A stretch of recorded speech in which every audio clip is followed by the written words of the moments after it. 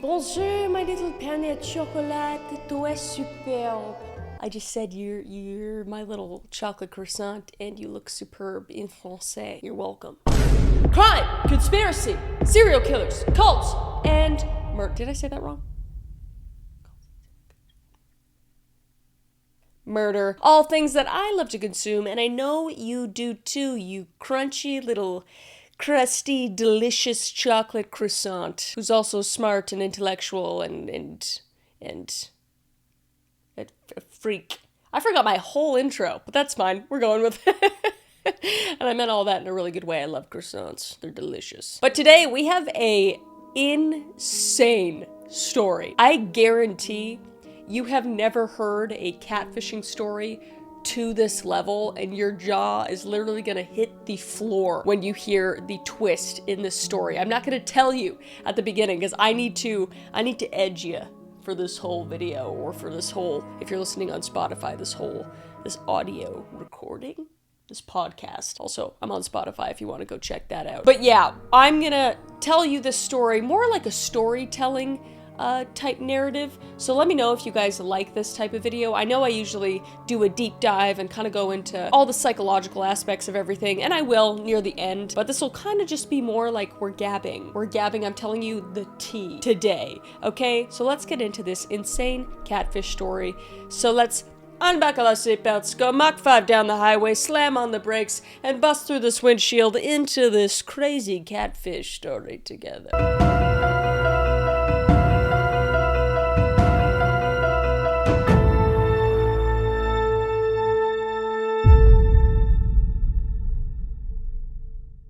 So this story starts with a girl named Jessica Sayers. And Jessica lived with her grandmother Mary in a sleepy hometown of Weybridge in Surrey, England. Surrey, England. I'm not gonna try to do accents through this whole thing. I'm not gonna put you through that. But anyway, she was just a normal 15-year-old girl. She had friends and she liked makeup and she loved going to the movies. As you do.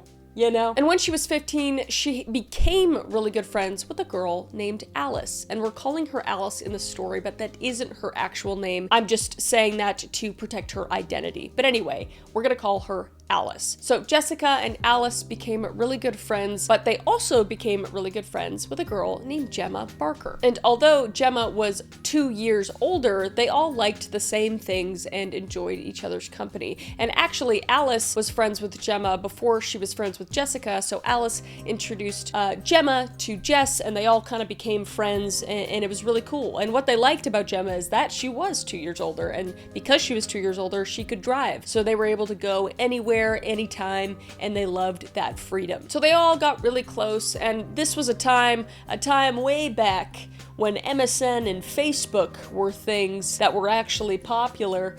It was 2009. So Gemma, Jess, and Alice really enjoyed hanging out together, but they also enjoyed hanging out with each other online via message boards on MSN and Facebook and so on. And you know, as girls do, they talk about boys they like, who they like, whatever fits your fancy. And Alice and Jessica were really wanting boyfriends. So they were kind of always talking about that online and with Gemma. And then one day, Alice would get a friend request on MSN. And that friend request would be a guy named Aaron Lampard. And Alice would take some cautionary and she would see who Aaron's mutual friends were, and she would see that he actually had a lot of the same mutual friends as her. So she thought he was also cute, and she accepted his friend request, and they started to chat. And over a couple months, Alice and Aaron would get really close, and Aaron would start complimenting Alice and clearly showing that he was interested in Alice, and Alice would pay him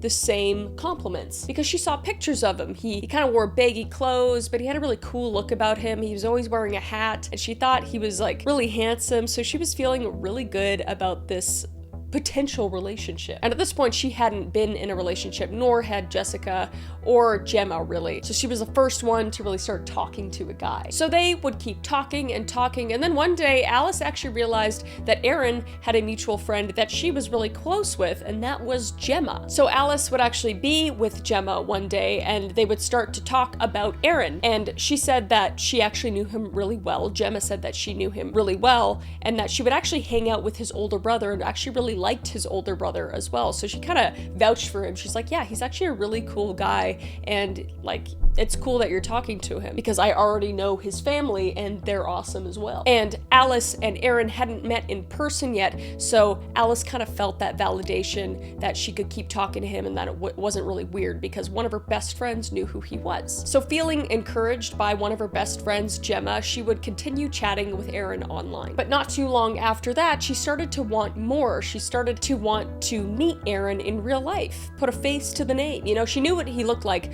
online, but you kind of don't know, and you kind of want to, you know, meet him in person, which is fair. But Aaron would be a bit standoffish to begin with. He would kind of constantly make up excuses not to meet her in real life. But eventually he realized that if he didn't meet her in person, he might lose Alice. So he decided to meet her. So they would get online and plan to meet at a park near Alice's house. And Alice would get ready, and she was nervous and excited, and she walked out the door ready to meet the man of her dreams. And when she got to the park, she would see a boy standing there in kind of dark, baggy clothes, wearing a toque or a beanie for you Americans, on top of his dark brown hair. And when he turned around, she would be happily surprised by how handsome he was. Bet you didn't see that coming. You thought he was going to be like some weird old freak, but he wasn't. Aaron was a handsome young man. So they would do that little awkward icebreaker conversation and get to know each other, and then they would go for a walk in the park, and it went really great. And a couple weeks later, after meeting several times, Aaron would actually ask Alice to be his girlfriend, and she would happily say yes. So it's 2009, like I said, and Alice and Aaron are in a steady relationship, and she obviously is talking about Aaron, her new boyfriend, to one of her best friends, Jess. And Jess, seeing Alice so happy, is, you know, very happy for Jess, her friend. And she insists on meeting this boy of Alice's dreams named Aaron. So Aaron and Jess would start talking online as well. So Alice and Aaron are together. You gotta stay with me, okay? There's gonna be a lot of people introduced in this story, so I'm just gonna keep telling you what's going on. So there's Aaron and there's Alice. They are together. And then there's also Jess, and then there is Gemma, who is Alice's friends, okay? We have them. Maybe make a thing up here, Alice, Jess, and Gemma.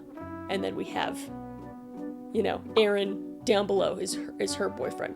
Okay, hopefully that makes sense, and hopefully for the listeners, God bless you. Hopefully you follow along, pay attention. But anyway, so Alice's friend Jess is now talking to Alice's boyfriend, Aaron, just as friends. They're getting to know each other, they're becoming friends. And they would start to talk every day, almost as much as Alice was talking to Aaron. Jess would talk to Aaron, either by message on MSN or Facebook, and even on the phone. And Jess would eventually deem Aaron as one of her boy best friends. And Alice is obviously one of her girl best friends. So they kind of became this really close-knit group. Meanwhile, Gemma actually started dating Aaron's older brother, Jack, during all of this time. So Gemma now has a boyfriend named Jack, and Alice has a boyfriend named Aaron, and Jess is currently single but is friends with everyone. So Alice would talk to Aaron, and Aaron would talk to Jess, and Jess would talk to Alice, and Gemma would talk to Alice, and all that stuff. But anyway, one day Alice was talking to Gemma, and she was asking him about Aaron's family because she hadn't met them yet.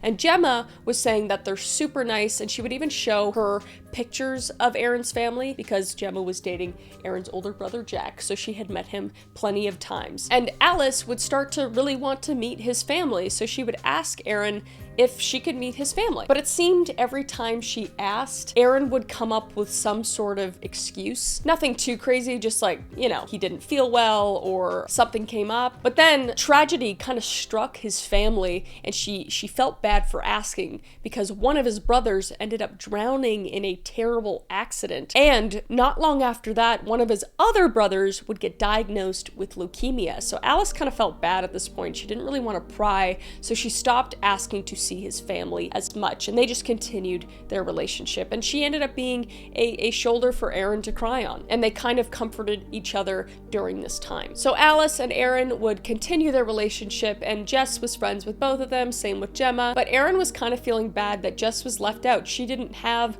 a boyfriend, and she really wanted one because he was talking to her a lot, and she was explaining how she was jealous of, not jealous, but she was really happy for Alice and Aaron. But you know, she really wanted love for herself. himself, and Aaron said, well, I have a friend actually, and I think you'd actually really like him. And this friend's name was Luke Jones. Okay, add it to the thing. Add it to the thing. Put it up here. I don't know where we are.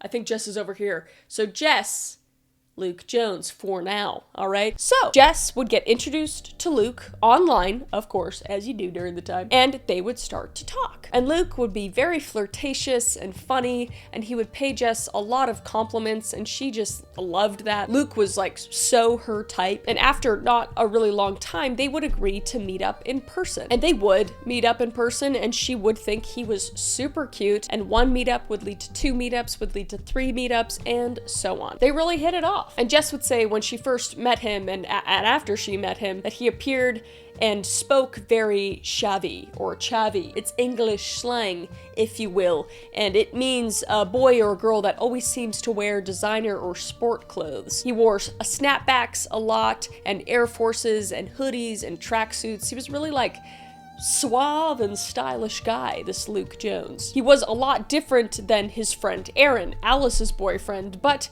she liked him a lot nonetheless. So both Jess and Alice would continue their relationships with Luke and Aaron, and Gemma would kind of fall to the wayside a little bit because she was having a full-time job at this point, and she was also dating Aaron's older brother Jack, and she was older as well, so they were starting to kind of drift apart a little bit. But we're still friends. But cracks started to form in the new budding relationship between Jess and Luke. They continued their relationship through 2009, and naturally they got closer and closer, but Luke got a little too close. See, this was Jess's first boyfriend, and she wasn't completely comfortable with going further than, hugging and kissing, but Luke was starting to pressure her into doing more stuff. Going as far as to put his hands down or up her skirt and going further than that, and Jess did not want to do that. And Jess would even tell him to stop on multiple occasions, but he would not stop. So he essentially SA'd her. And this was heartbreaking for Jess. This was her first boyfriend, and she really did like him. He really was nice,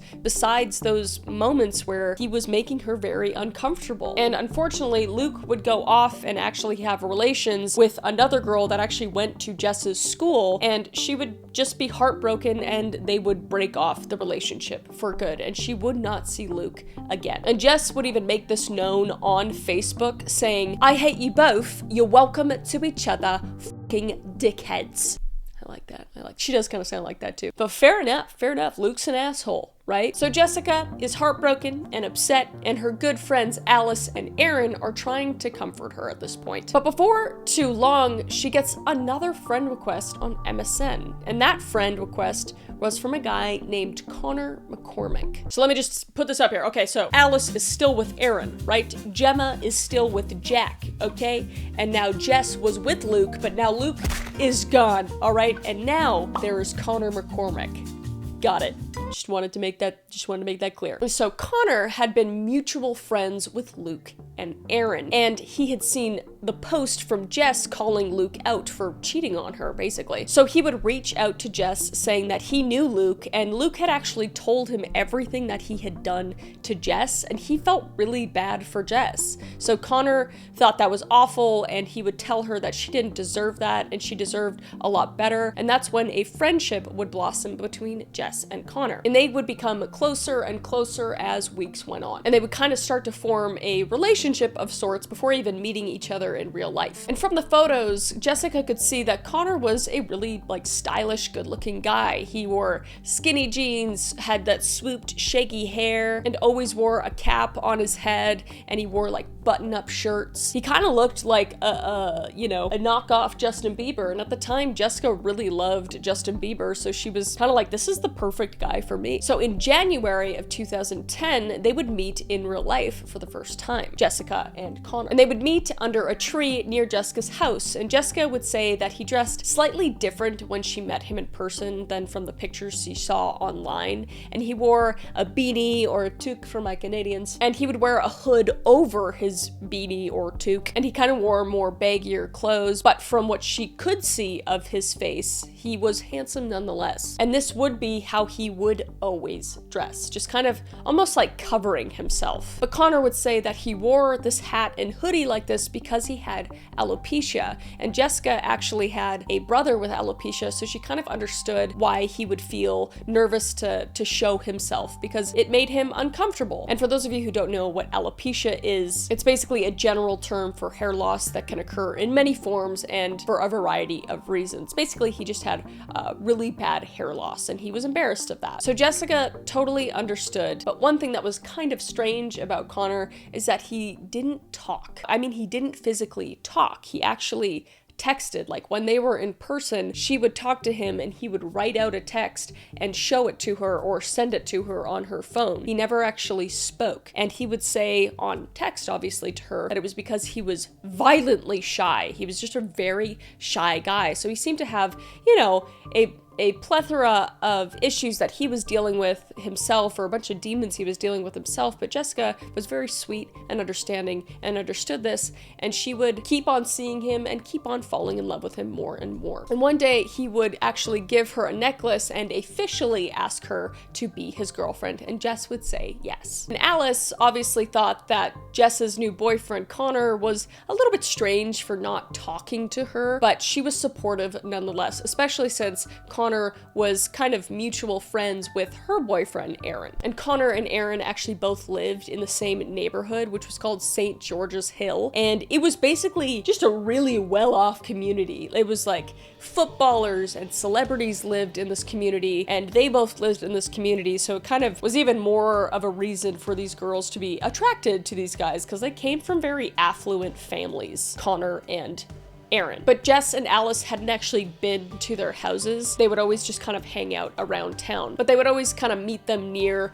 that gated community of St. George's Hill. So while Jess was getting into her new budding relationship with Connor, Alice was getting more and more serious with her boyfriend, Aaron. So much so that they would start a physical relationship in the bedroom. But Aaron in this situation would stay mostly clothed, like fully clothed basically. And also he always wanted to do it in pitch black, which Alice thought was normal because this was her first boyfriend as well, and she didn't really know any better, so she just thought that that was normal. But one day they were hanging out and Aaron would ask Alice to grab keys from his bag because he needed it for something. And Alice would naturally go over to Aaron's bag and she would see a pink dildo in the bag, which just threw her off completely and freaked her the frick out, because she had never seen one before, but it was plainly, you know, a dick in a bag, you know? And Aaron would say that he did actually use it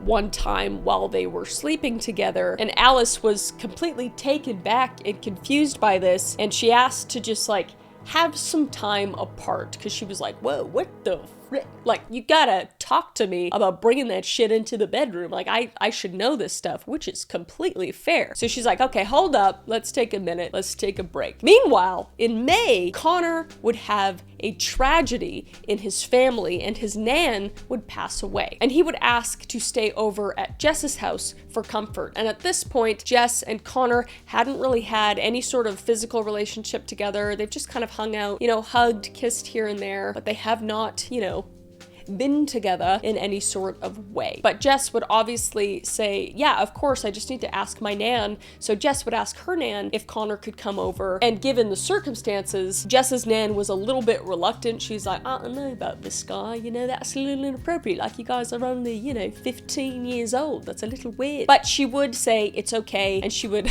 quote unquote say, he better keep his pecker in his pants, which I think is hilarious. So Connor would make his way over, but he would tell Jess ahead of time to tell her nan that he had lost his voice because he didn't really want to talk to her nan, because he's never talked to Jess, let alone her nan. So he's like, make up an excuse for me because I don't want your nan to know that I just talked to you through text, because that's weird. So Jess would cover for him and tell her nan that, and her nan just kind of already sussed him out and was like, that's f***ing weird. But he would come over and he would just kind of grunt to Jess's nan, and Nan would ask him a bunch of questions, and he would just be like, and he would point over to Jess's room and go, and then Hernan was like, yeah, all right, go to her room, like, you're fucking weird. So she was feeling uneasy about Connor, but like she knows that he just went through a death in his family, so she didn't really push, and Jess and Connor went into Jess's room for the night. So Jess and Connor are in Jess's room, and they would, you know, do what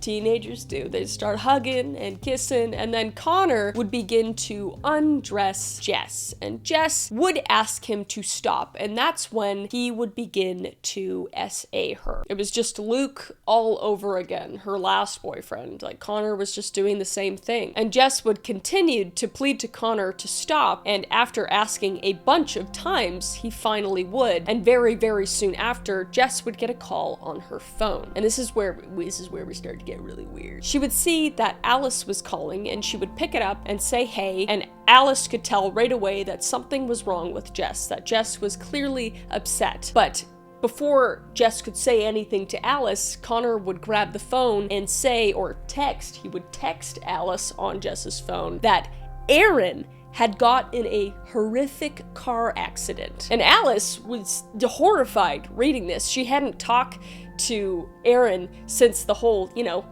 dick in a bag situation, so she's like horrified. And then Connor would say that he went through the windshield of the car and that he was on life support in the hospital, and Alice is just like horrified, and Jess is like, oh my god, that's horrible. And then Connor would just be like, yeah, isn't it a shit situation, mate? Yeah, it sucks, doesn't it, mate? Anyway, and Alice and Connor would have, you know, a little bit more of a conversation about everything they just talked about, and they would go to bed. But Jess was naturally way too upset to go to sleep, and she was feeling extremely suspicious of Connor at this point with all the news that he just gave Alice, and he didn't tell Jess beforehand.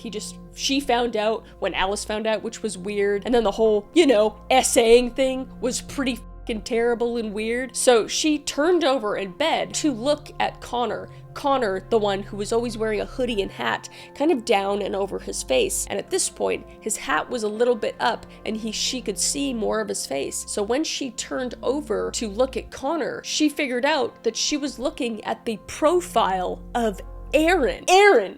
Aaron is Alice's boyfriend, who Connor just said was in the hospital on life support after a car accident. So let me set this up right now, okay? We got Gemma and Jack, or whatever the fuck his name was. And then we got Alice and Aaron, and then we got Jess and Connor. So Aaron was pretending to be Connor, and he went to Jess's and he SA'd her and he lied to Alice about him being in the hospital, himself being in the hospital as Aaron, but he was pretending to be Connor. Does this make sense? I think it does. I feel like it does. And if you can't follow along, just restart the video. I don't know what to tell you. Okay, so Jess turns over, she looks at her boyfriend Connor and realizes that it's actually her friend's boyfriend, Aaron, and she's freaking out. She's horrified, obviously, as you would be, and she doesn't know what to do. So she's kind of catatonic, thinking about all of her options, and she's like, okay, I'm gonna pretend this never happened at this point, and in the morning, I'm just kicking him the fuck out. I'm not even telling him I know, I'm just kicking him out, and I need to think. So that's what she did. The next morning, super early, before her nan was even up, she's like, get the fuck out, and she had enough reason after he did what he did that night, you know, and she would kick Connor / you know, Aaron out the door, and she would never see Connor / Aaron again. So Jess is, you know, just going about her day, trying to put together everything, and she hadn't talked to Alice yet at this point. Alice went to school, and after the whole day, Alice is worrying about her boyfriend, Aaron, who's supposed to be on life support at this point because of the horrible car accident that he didn't get into. And then her dad pulls up to pick her up from school, and who's in the car? Aaron, her boyfriend, is in the car, and he doesn't have a scratch on him. So Alice is like, what the fuck? I thought you were dying in the hospital. And he said, oh no, I just got whiplash, mate. Like, I just got whiplash. It's not a big deal. Don't worry about it. And Alice is growing suspicious at this point. And her suspicions were confirmed when Jessica would call Alice and tell Alice that Aaron had been in her bed last night. And that's when Jess would go to the police and tell them that Alice's boyfriend, Aaron Lampard, SA'd her. And, you know, Alice was beside herself, horrified that this happened. And they're putting the pieces together, Jess and Alice, and they're like, what the frick is going on right now? So in their minds, Erin is this lying sack of shit, right? So the police would naturally go to Alice's house to question her about Erin. But who's at Alice's house? Erin's at Alice's house. How convenient. And Alice would just tell Erin to give them the hospital records at this point, because she knows now that Erin was lying to her about being in the hospital. She's just kind of putting him on the spot, being like, well, just give the police your hospital records, and then they can clear you that you weren't in Jessica's bed last night. And he was like, oh no, I can't find the hospital records, even though it was last night, I can't find it. And he just kept making these excuses. Meanwhile, Luke, Jess's previous boyfriend, her first boyfriend, posts on Facebook at this time, quote unquote, hello, I'm sorry to say that thing with Jess, that was me. I did it because I wanted her to hate Connor. And in another post, he said, I want people to know it's me because Erin is getting the blame for something I done, and I think that's not right. So Luke was taking the blame for what Erin had done, or sorry, what Connor had done, but it was actually Erin. So Luke, Erin, and Connor are all like shitnicks together, like who was actually in bed with Jess that night. So the police, confused as ever, as I'm sure you all are, and I am honestly, were like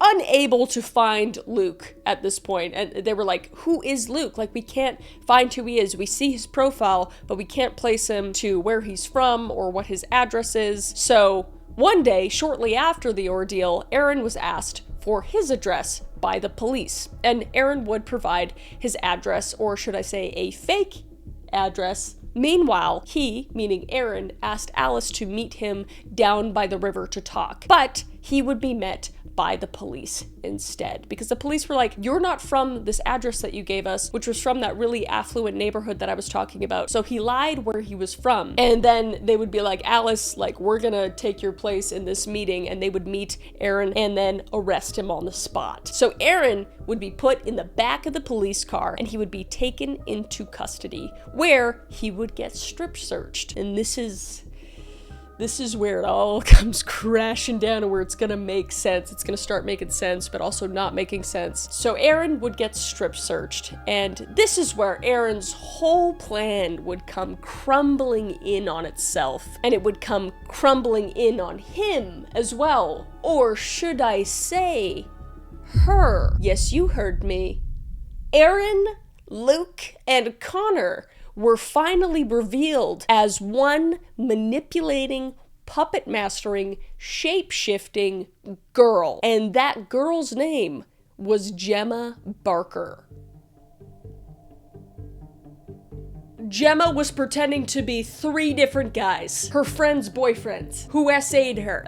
Are you caught up? Here, I'll do the thing again, all right? We have Gemma, Alice, and Jess, okay? Gemma's dating Jack. Jack doesn't exist, right? Gemma was Erin, who's Alice's boyfriend, and Gemma was also Luke, who was Jess's first boyfriend, and Gemma was also Connor, who was Jess's second boyfriend. So she literally pretended to be 3 different guys, and her friends did not realize that their boyfriends were their best friend, okay? So her plan was completely revealed and foiled at this point. And Alice and Jess, people who were supposed to be friends of Gemma's, were absolutely shocked and horrified, because they thought for months from November 2009 to May 2010 that these 3 separate boys were boys, not their good friend Gemma, disguising herself as a boy and having relations with them. Like, how could,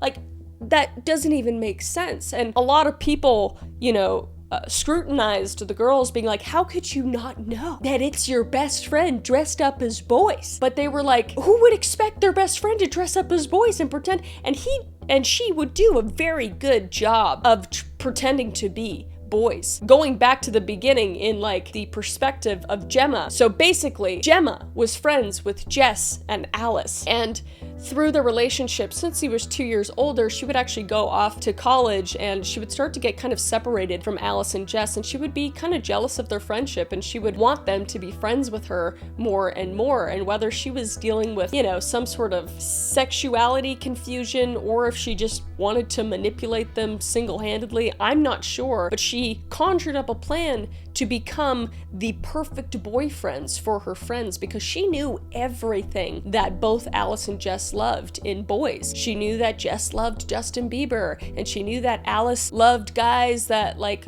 had a lot of swagger to them and liked certain sports and everything. So she literally was able to create these boys who were perfect for her friends, and she was able to disguise herself, and she worked so hard on making her voice sound like a boy's voice, but she didn't want to use that voice too many times because she was already using it for Aaron and for Luke. So by the time she got to Connor, she's like, I can't keep talking in the same voice. So she literally just didn't talk as Connor at all. And when she went too far with Jess as Luke, she realized she needed to like get rid of Luke completely and become Connor and be somebody different, but then she would end up falling into her essaying disgustingness all over again because, it's terrible. There's no excuse for it.